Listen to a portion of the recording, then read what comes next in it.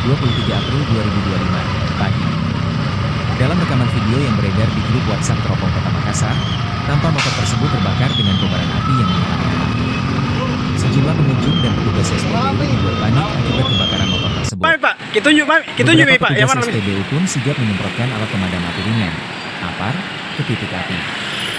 Alhasil, hanya butuh waktu semenit, kobaran api pada motor itu dapat dipadamkan.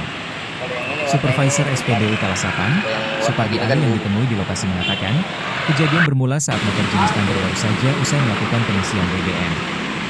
Setelah melakukan pengisian, kata Supardi, motor itu tidak bisa digunakan pengendaranya saat Seribu Pak.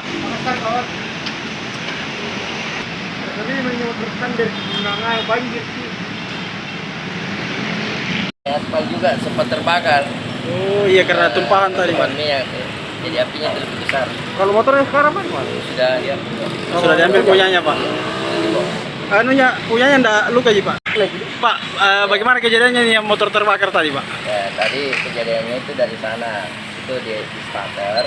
Setelah pengisian, motor tersebut di starter sampai ke sini ada percikan api. Percikan api, si konsumen itu panik. Panik, motornya jatuh, itu minyaknya tersebar. Oh, tumpah minyaknya? Tumpah minyaknya.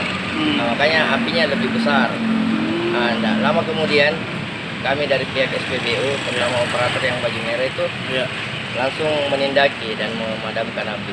Itu pakai apar tadi Pak. Ada berapa lama Pak proses pemadaman? Sekitaran 1 menit lebih. Udah terlalu lama langsung padam Pak ya?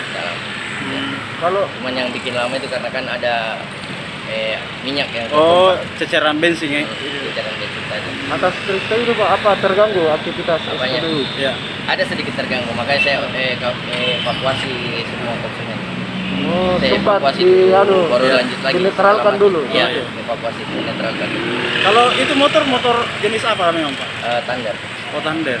Dia pengisian normal atau pengisiannya saya tidak tahu udah tadi normal. Tapi motornya sudah dari nasa penggilit tadi dari Yaman ini pajak Tribun Pak. Download Tribun X sekarang, menghadirkan lokal menjadi Indonesia.